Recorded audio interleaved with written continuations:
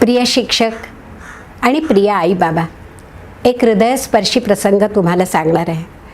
परवाच पेपरमध्ये बातमी वाचली की कुणातरी मुख्याध्यापिकेनं पायावर पट्ट्या ओढून अनेक मुलांना बेजार करून सोडलं. काही मुलांना हॉस्पिटलाइज करावं लागलं. त्याच्या आधी एक बातमी वाचली की कोणीतरी एका मुलीला 500 उठाबशा काढायला सांगितल्या आणि ती मुलगी हॉस्पिटलाइज करावी लागली. तिचे पाय लटलट कापायला लागले. कसं हो? आपल्या मुलांवर तुमचं प्रेम नाही का? स्वतःच्या मुलाला अशी शिक्षा कराल का हो? पालकांनी सुद्धा या बाबतीत अतिशय जागरूक असलं पाहिजे की आपल्या मुलाला शाळेत कशी शिक्षा होती आहे, त्याचा कसं उत्तेजन मिळतं आहे. प्रत्येक गोष्टीत सुसंवाद असायला हवा. मी तुम्हाला जी गोष्ट सांगणार आहे ती एका निरोप समारंभाची आहे. 10वीचा निरोप समारंभ हा शिक्षक आणि मुख्याध्यापक आणि मुलं यांच्यासाठी खूप खूप भावपूर्ण सोहळा असतो. कारण पहिलीपासून 10वीपर्यंत शिकवलेली मुलं, एका विद्यामंदिरात एकत्र वाढलेली मुलं, अगदी बाळ असल्यापासून 15 वर्षाची होईपर्यंत सांभाळलेली मुलं, त्यांच्यावरती शिक्षकांचं आपल्या आईबापांनी इतकंच प्रेम बसलेलं असतं बरं का. तर ही माझी मुलं असं मला सुद्धा वाटायचं. मी मुख्याध्यापक होते आणि खाली समारंभ चालू असताना, जल्लोष चालू असताना आमचे शिपाई मामा वरती आले, वरून खाली आले. समारंभ खाली चालू होता, शाळेचा वर्ग वरती होता. तर विश्वनाथ भाऊ मला म्हणाले की बाईनू वरती चला, पटकन वरती चला.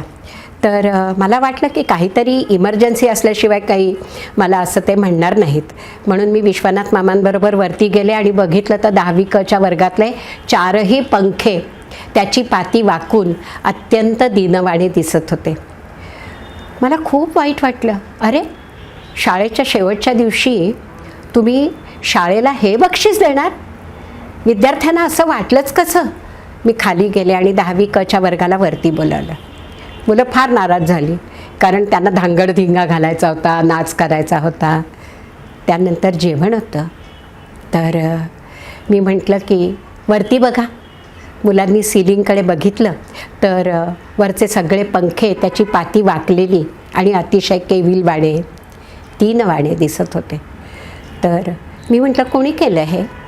तर सगळी मुलं एकमेकांकडे बघतायत, डोळ्याच्या तिरप्या रेघा करून तू केलं का, तू केलं का, अशा प्रकारे. आणि कोणीच काही बोले ना. तेव्हा मी म्हटलं आपल्या वर्गातले पंखे वाकवायला दुसरं कोणी येणार नाही. कोणी केलं ते सांगा. आज शाळेचा शेवटचा दिवस आहे, माझ्याशी खोटं तरी बोलू नका.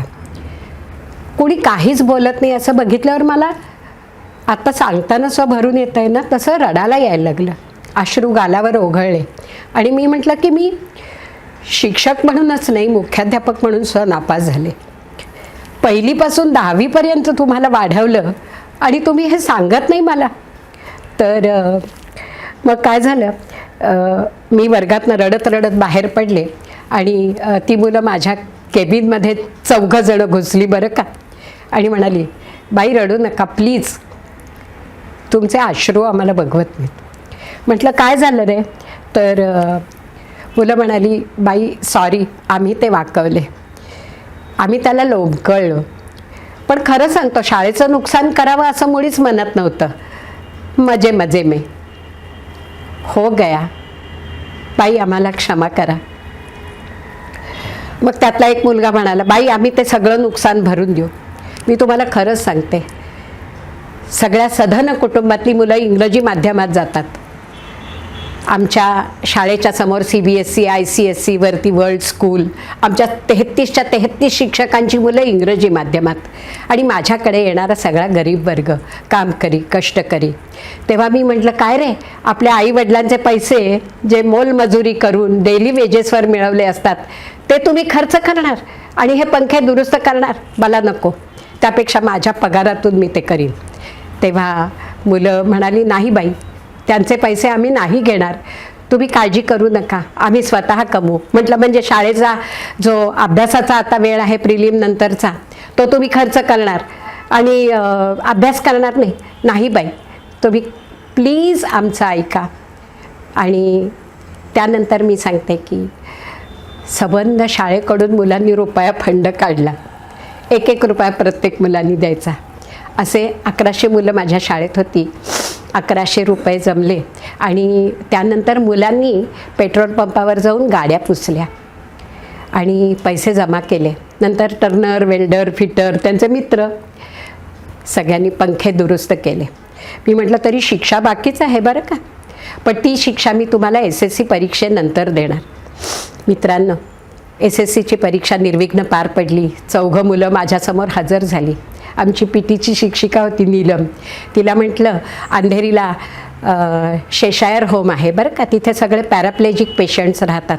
मग सगळे कमरे खाली लुळे, तर 4घांना तिथे घेऊन जायचं आणि त्यांना एक केस स्टडी करायला सांगायची आणि आठवडाभर मनोरंजन करायला सांगायचं त्या लोकांचं. फार दुबळी लोकं आहेत. तिथे गेल्यावर मी तुम्हाला सांगते की ती मुलं 7 दिवसात बदलून गेली. ती केस स्टडी केली आणि त्यांनी बघितलं की संभाजी जाधव कमरेखाली लुळाय तरी व्हीलचेअरवर जाऊन पॅरा ऑलिम्पिक खेळतो. एक युद्धामध्ये सगळं शरीर निकामी झालेले, हात पाय निकामी झालेले एक ब्रिगेडियर तोंडामध्ये ब्रश घेऊन चित्र काढतात. एक बाबू लाल असा नावाचा एक पॅराप्लेजिक पेशंट होता. तो सुंदर भजनं म्हणत असे. मग त्यांना वाटलं की आपले शरीर इतकं धडधाकट असताना आपण पंखे वाकवण्याचं काम मजे में केलं आणि ही माणसं शरीर विकल असून सुद्धा किती समाजोपयोगी काम करता आहेत. आणि ते म्हणाले की बाई, आता काहीतरी चांगलं काम करून दाखवू ना, तेव्हाच तुम्हाला तोंड दाखवू. मुलांनो, शिक्षकांनो, प्रिय आई बाबा, आपल्या मुलामध्ये असा बदल व्हायला हवा की जो मन परिवर्तन करेल, जो मत परिवर्तन करेल. नुसतं मारून मुलं कोडगी होतात, परंतु त्यांना जीवनानुभव दिला, त्यांना आज स्पर्शून जाईल अशी कोणती शिक्षा दिली तर मुलं नक्कीच एक उत्तम नागरिक म्हणून समाजाला मिळून जातात. मी तुम्हाला डॉक्टर जयंत नारळीकरांचं एक उदाहरण सांगते. ती दोघं लहान होती, जयंत आणि आनंद. कधीतरी तर मुलं मस्ती करतातच, तशी ती मुलं मस्ती करायची. तेव्हा त्यांची आई त्यांना ते ताई म्हणत असत. तर ताई दरवाजा बंद करून घ्यायची.